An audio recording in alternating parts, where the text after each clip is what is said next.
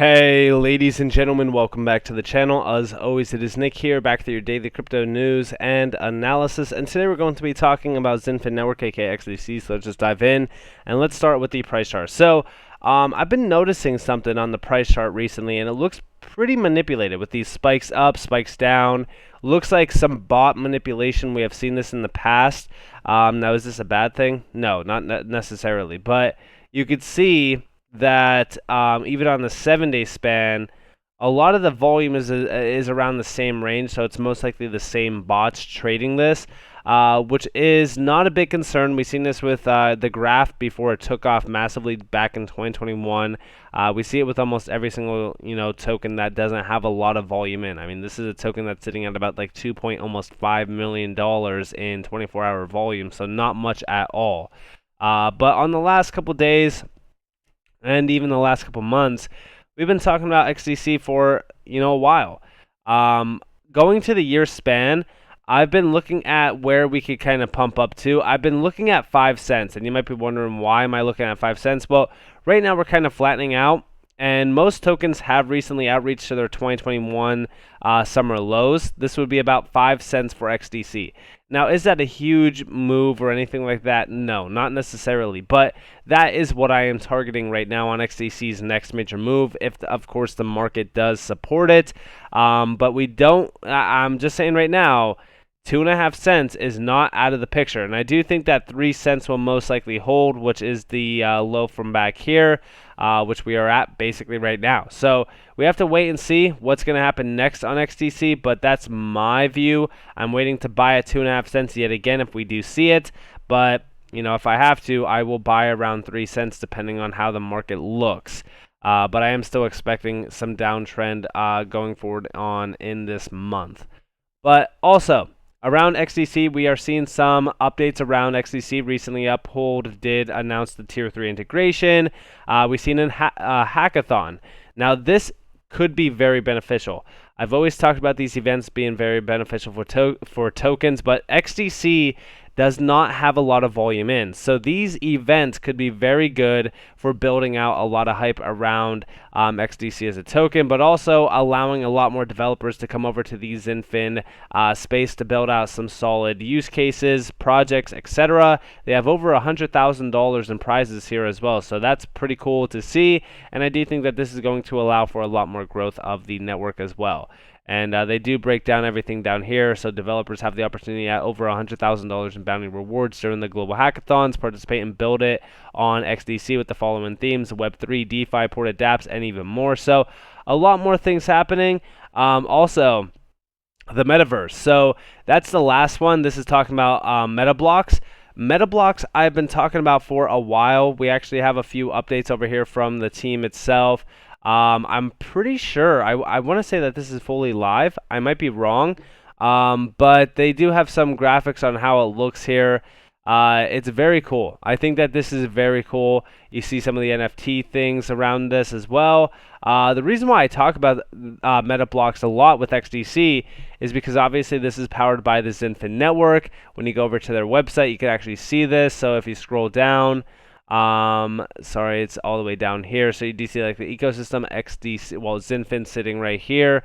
And if you actually look at this, they have land for sale, which I don't know if you could actually see everything around this. It's still in beta, I'm pretty sure.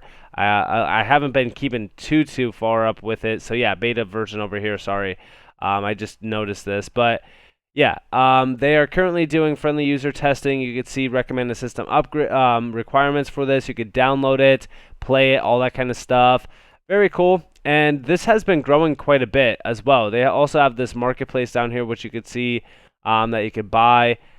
Very cool, very interesting, and again, the graphics on this is very good. And the reason why I bring this up is because when we go and check out other tokens like Mana, which by the way, Mana was a big player that we were a part of during 2021. We were buying this at about like 20 some cents during 2021, and it ran to about $5. So this was huge. Didn't get to sell at $5. I was honestly expecting a massive drop here, so I think I sold at like $2.50. It was still a 10x opportunity, which was pretty cool. But this thing has dropped down, by the way. If you are looking at a gem going into the next major cycle, take a look at Mana. But the reason why I compare these two is look at the graphics here. So, like, this is the graphics behind Decentraland. I mean, some of these are like mini games, but for the most part, like, this is their metaverse. Looks almost like 2009, 2010 Xbox avatars if you were around for that. But comparing this to Metablox, this looks completely different graphics-wise. I mean, look at these vehicles that they have over here. And everything. Like, the graphics here are extremely diverse compared to any other, metaverse project out there. So I do think that this would be very beneficial for Xinfin as well. You could have microtransactions within the metaverse that are powered by XDC, which I think would be awesome. NFTs, things like that. I mean, anything is possible with this. So definitely take a look at Metablox if you guys haven't already. Very cool project. But also, I do want to talk to you guys about other things happening on Xinfin as well. We've been discussing Impul for a while. Shout out to Utility Theory. But we do say, hey, Impul official, I'm still impressed with your ISO 20022 messaging demo. Easy and awesome. Banks must be scared you're coming for their clients. And you know what's interesting about this? We've been talking about a lot of these projects that offer instant settlement, a full-on disruption to, the cross-border sector, things like that. Like, we even do see down here, good work, Impul official, great demo for sending an ISO 20022 compliant financial message. This goes all the way back to June. Not going to lie, I've never had the experience before. I love the UI, and I'm sure banks are going to enjoy this. No more of the 5 to 14-day Swift cross-border transaction time and $50 payment fees. And here you guys have the test. You could also see the fee, which was about 25 cents, or maybe this was, all right, so the collateral was actually, my bad, 3 cents in euros, and the amount was 25 cents that he sent in euros. Very cool, very interesting. And over here we do have the transaction test. Here's the transaction details. So you do see delivered, waiting approval, and this is like basically the same post, and you do see over here. But this is a very sleek UI, very cool. And yeah, I always say with even XRP, these banks are terrified. Like, banks are actually terrified of this technology. Now, of course, this is with the ISO 20022 messaging itself. This is a cross-border transaction. But what banks shouldn't be afraid of is what Enigio is doing as well. Enigio has signed an agreement with Fiata that supports e-bill of lading. And this is with, of course, Trace Original for e-documents and things like that. Ship goods, not documents. I think that this is awesome. And you can check this out over on their website as well. They do break this fully down. I think that things like this are going to continue to move extremely fast. By the way, Fiata is a huge company or an organization that's based in 150 countries. Fiata's membership is comprised of 113 association members and more than 5,500 individual members overall, representing an industry of 40,000 freight, forwarding, and logistics firms worldwide. So this is a huge stepping stone for them. We do see a few quotes down here. First off, Fiata is very pleased to count Enigio as one of these solutions, offering the possibility to its members to easily issue e-FBLs. Enigio also offers a possibility to digitally transfer the e-FBL, securely tracking ownership and endorsement of the document. And Enigio makes the digital transfer of original documents even more accessible, as it offers the possibility also where recipients of the document are not Enigio registered members. So this is huge. Again, a lot of these expansions do also include Xinfin, but at the core, you don't see it labeled or anything like that. What am I talking about? Well, let's take a look at that here in a second after I read. It does not only serve the e-bill of lading, but also other trade documents such as letters of credit, bills of exchange, certificates, I can't even talk, packing lists, invoices, etc. So this is for everything. It's going to cover the entire process. Now over here from Crypto KJ2, we do see Enigio time XDC, because this goes back to the October 31st announcement of this, and this is quoting Andre Casterman. This goes back to April, I believe, of 2021, not 2022, but I might be wrong on that. But we do see down here and more, this is great stuff. Not really hybrid blockchain is when the business data is off-chain, and that's what regulated institutions such as banks need. For instance, the bill of exchange can be on Enigio's Trace Original, and Xinfin tokenizes it to get the liquidity.